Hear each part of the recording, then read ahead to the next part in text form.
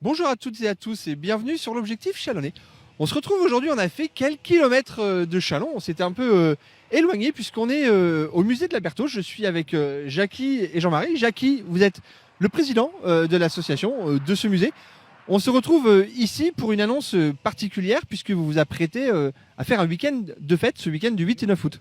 Oui, on va fêter les 50 ans de l'association. Et en plus de ça, on fait des moissons en fête sur 2 jours, le 8 et le 9 août, de 10h à 18h, donc avec pas mal d'activités. Donc Jean-Marie va vous expliquer un petit peu le principe de la journée.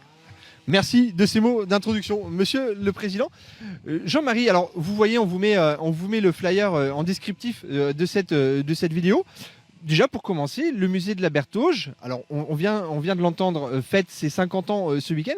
C'est quoi le musée de la Bertauge? Donc au départ, c'est une association qui avait été créée pour remettre en scène l'ensemble des matériels anciens qui commençaient à être détruits au travers de nos campagnes, quoi.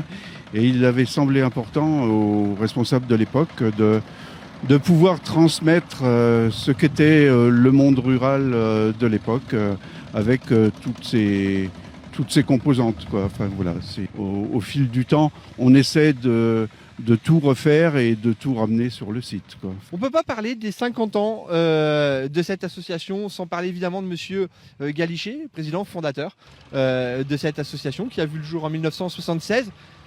Je n'étais pas né, mais si j'ai bien suivi ce qu'on m'a raconté, été 76 caniculaire comme celui de 2026.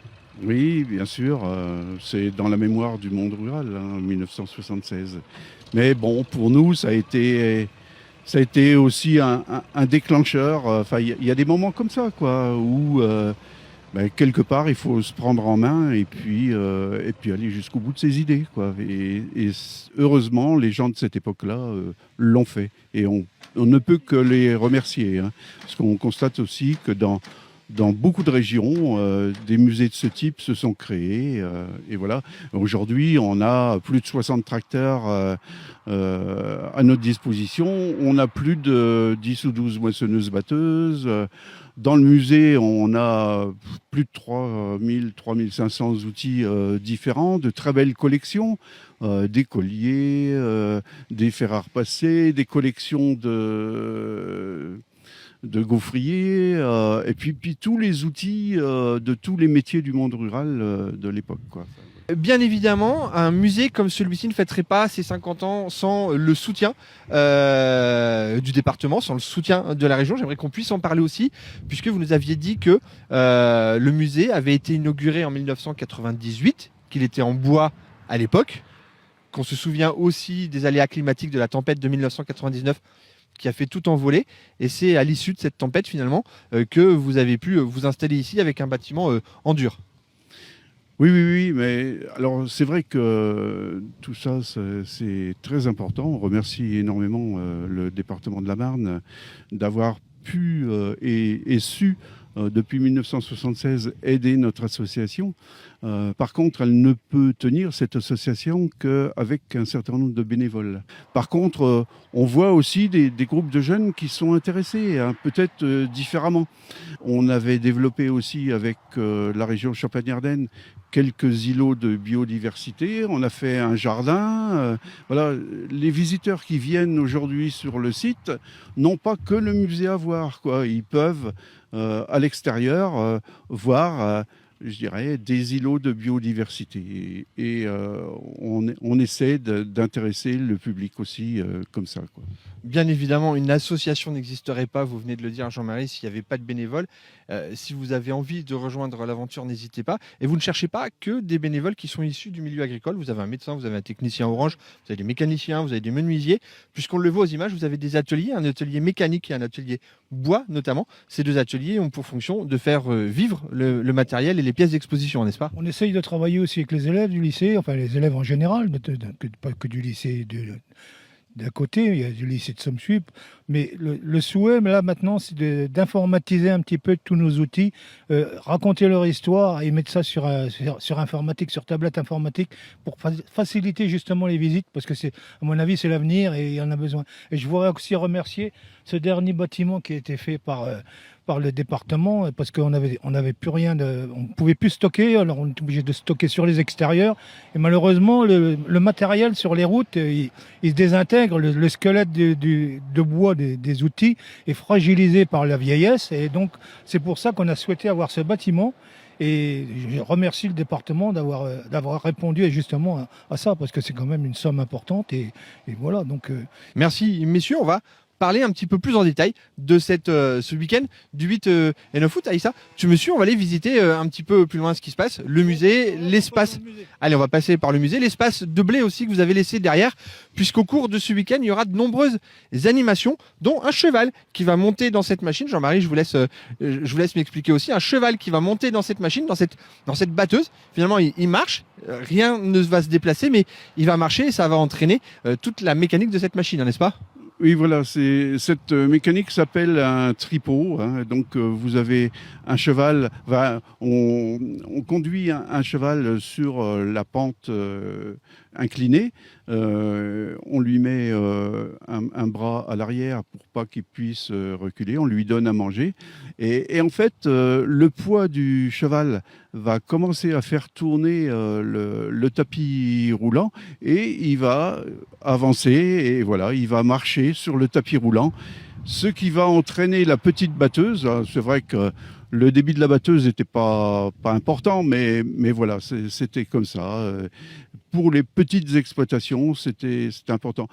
Allez, on ne va pas tout dévoiler puisque je vous invite, je le répète, à venir ce week-end du 8 et 9 août ici au musée de la Bertauge. L'entrée est à 8 €, gratuite pour les enfants de moins de 12 ans. Et si l'entrée est à 8 €, c'est parce qu'elle inclut le prix de l'entrée au musée qui habituellement, lui, est à 5 €. Suivez-moi, on va aller voir davantage les animations qui vous seront présentées tout au long de ce week-end.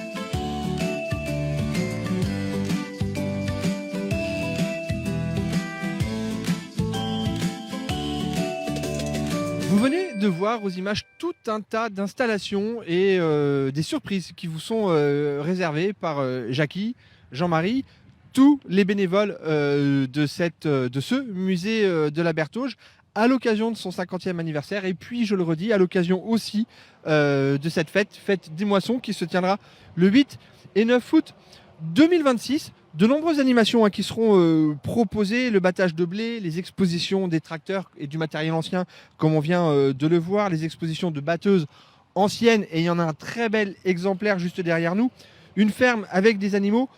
Vous allez montrer aussi comment on fabrique du pain. Il y a ce jardin qui est devant nous, cette mare qui est juste à côté. En revanche, si toutefois vous voyez le programme, il n'y aura pas la démonstration des équipes cynophiles de la gendarmerie, non pas qu'ils ne veulent pas venir, mais qu'il va faire trop chaud pour nos amis les bêtes, et il ne serait pas raisonnable d'exposer les animaux. Messieurs, merci beaucoup, je le répète, l'entrée elle est à 8 € pour les adultes, gratuite pour les enfants de moins de 12 ans, et dans ce tarif de 8 €, il y a aussi l'accès au musée, dont le tarif habituellement et de 5 €. Merci messieurs. Jackie, le mot de la fin ? Peut-être un petit mot. Le seul regret, c'est qu'on n'a pas assez d'écoles qui viennent, de groupements scolaires qui viennent nous visiter. Jean-Marie, on annonce effectivement sur la page de l'Objectif Chalonnais, fort de nos 137 000 abonnés, que si les écoles des environs, les centres aérés, les centres de loisirs ont envie de venir partager cette visite avec les enfants dont ils ont la charge, ce serait avec un grand plaisir. Jean-Marie, vous l'avez montré avec la demoiselle qui est juste là, vous avez su capter son attention tout au long de la visite que vous nous avez accordée. Non, mais c'est vrai que Jackie a bien fait de le rappeler.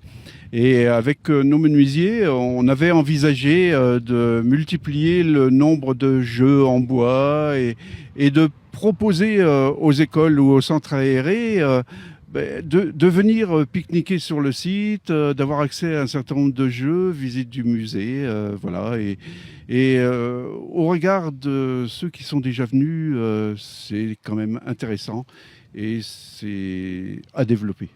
À développer. À la fin des visites, quand on a des groupements scolaires, on a eu ça au mois de juin cette année, on fait un petit goûter à l'ancienne, alors vraiment à l'ancienne, gros pain, confiture, chocolat, et ils sont contents. Et c'est vrai que ça, s'ils souhaitent le faire, il faut qu'ils viennent nous voir. Eh ben, l'appel est lancé. Les écoles, les groupes scolaires, les centres aérés, les établissements, n'hésitez pas à venir à ce musée de la Bertauge. Vous étiez sur l'objectif Chalonnais, ça t'a plu? Oui, c'était vraiment génial. Vous étiez sur l'objectif Chalonnais. Merci à toutes et à tous et à très bientôt.